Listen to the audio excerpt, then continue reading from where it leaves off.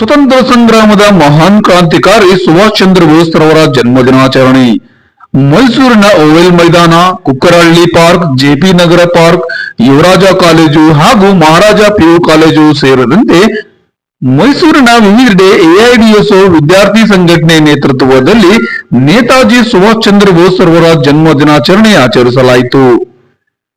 ಜಿಲ್ಲಾ ಕಾರ್ಯದರ್ಶಿಗಳಾದ ನಿತಿನ್ ಅವರು ಮಾತನಾಡಿ, ನಾನು ಲಕ್ಷಾಂತರ ಭಾರತೀಯರ ಪರವಾಗಿ ನಿಲ್ಲುತ್ತೇನೆ ಮತ್ತು ವಿಮೋಚನೆಗಾಗಿ ನನ್ನ ಪ್ರಾಣವನ್ನೇ ಅರ್ಪಿಸುತ್ತೇನೆ.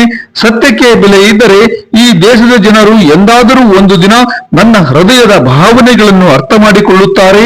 ಇವು ಭಾರತದಲ್ಲಿ ಸ್ವತಂತ್ರದ ಜ್ಯೋತಿಯನ್ನು ಬೆಳಗಿಸಲು ತಮ್ಮ ರಕ್ತವನ್ನೇ ಹರಿಸಿದ ವ್ಯಕ್ತಿಯ ಪವಿತ್ರ ಮಾತುಗಳು. ಮತ್ತೊಮ್ಮೆ ನೇತಾಜಿ ಸುಭಾಷ್ ಚಂದ್ರ ಬೋಸ್ ಅವರ ಜನ್ಮದಿನವಾದ ಜನವರಿ 23 ನಮ್ಮ ಮುಂದೆ ಬಂದಿದೆ. ವಿದ್ಯಾರ್ಥಿಗಳು ರಾಜಕೀಯದಿಂದ ದೂರ ಇರಬೇಕು ಎಂಬ ವಿಚಾರವನ್ನು ಬ್ರಿಟಿಷರು ಅಂದು ಕುತಂತ್ರದಿಂದ ಪ್ರಚಾರ ಮಾಡುತ್ತಿದ್ದರು. ಇದನ್ನು ವಿರೋಧಿಸಿದ ಸುಭಾಷ್ ಪ್ರಸ್ತುತ ವಿದ್ಯಮಾನಗಳ ಬಗ್ಗೆ ಚರ್ಚಿಸುವುದನ್ನು ರಾಜಕೀಯ ಎಂದು ಕರೆಯುವುದಾದರೆ, ಮಾತೃಭೂಮಿಯ ಸ್ಥಿತಿಯನ್ನು ಸುಧಾರಿಸುವ ಪ್ರಯತ್ನಗಳು ರಾಜಕೀಯ ಎಂದು ಕರೆಯುವುದಾದರೆ, ವಿದ್ಯಾರ್ಥಿಗಳಾಗಲಿ ಅಥವಾ ಶಿಕ್ಷಕರಾಗಲಿ ರಾಜಕೀಯಕ್ಕೆ ಸೇರುವುದನ್ನು ಬಿಟ್ಟು ಬೇರೆ ದಾರಿ ಇಲ್ಲ ಎಂದು ನೇರವಾಗಿ ಪ್ರಶ್ನಿಸಿದರು. ನೇತಾಜಿ ಧಾರ್ಮಿಕ ಮತಾಂಧರನ್ನು ತೀವ್ರವಾಗಿ ವಿರೋಧಿಸಿದರು. ಅವರು ಹೇಳಿದರು, ಹಿಂದೂಗಳು ಮತ್ತು ಮುಸ್ಲಿಮರ ಹಿತಾಸಕ್ತಿಗಳು ಒಂದೇ ಅಲ್ಲ ಎಂದು ಹೇಳುವವರು ವಾಸ್ತವವಾಗಿ ಸತ್ಯವನ್ನು ಹೇಳುತ್ತಿಲ್ಲ.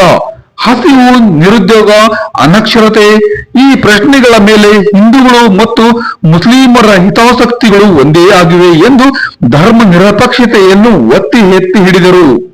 ಸ್ವತಂತ್ರ ಬಂದು ಸುಮಾರು 70 ವರ್ಷಗಳ ನಂತರವೂ ಪ್ರತಿದಿನ 4,000ಕ್ಕೂ ಹೆಚ್ಚು ಮಕ್ಕಳು ಅಪೌಷ್ಟಿಕತೆಯಿಂದ ಸಾಯುತ್ತಿದ್ದಾರೆ. 60% ಮಹಿಳೆಯರು ರಕ್ತಹೀನತೆಯಿಂದ ಬಳಲುತ್ತಿದ್ದಾರೆ. ಶಿಕ್ಷಣದ ವ್ಯಾಪಾರೀಕರಣದಿಂದಾಗಿ ಸುಮಾರು 85% ಯುವಕರು ಉನ್ನತ ಶಿಕ್ಷಣದಿಂದ ವಂಚಿತರಾಗಿದ್ದಾರೆ. 10% ಭಾರತೀಯರು ದೇಶದ 58% ಸಂಪತ್ತನ್ನು ಹೊಂದಿದ್ದಾರೆ. ಆದರೆ 70ಕ್ಕೂ ಹೆಚ್ಚು ಜನರು ದಿನಕ್ಕೆ ಕೇವಲ 80 ರೂಪಾಯಿ ಖರ್ಚು ಮಾಡುವ ಸ್ಥಿತಿಯಲ್ಲಿದ್ದಾರೆ.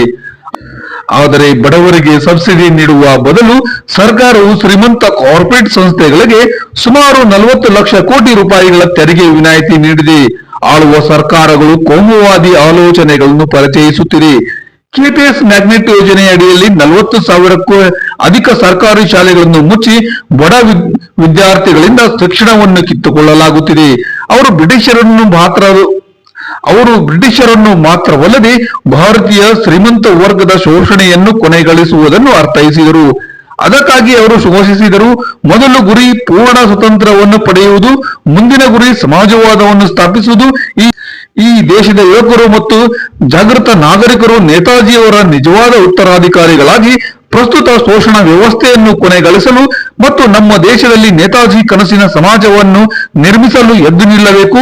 ಅದುವೇ ಈ ಧೀರ ಕ್ರಾಂತಿಕಾರಿಯ ಜನ್ಮದಿನದಂದು ಅವರಿಗೆ ನಾವು ಸಲ್ಲಿಸಬಹುದಾಗಿದ್ದ ಅತ್ಯಂತ ಯೋಗ್ಯವಾದ ನಮನವಾಗಿದೆ. ಈ ಸಂದರ್ಭದಲ್ಲಿ ಸಂಘಟನೆಯ ಜಿಲ್ಲಾ ಉಪಾಧ್ಯಕ್ಷರಾದ ಸ್ವಾತಿ, ಪದಾಧಿಕಾರಿಗಳಾದ ಹೇಮಾ, ಚಂದ್ರಿಕಾ, ಚಂದನ್, ದಿಶಾ, ಅಂಜಲಿ, ಅಭಿಷೇಕ್ ಹಾಗೂ ಇನ್ನಿತರರು ಸಂದರ್ಭದಲ್ಲಿ ಉಪಸ್ಥಿತರಿದ್ದರು.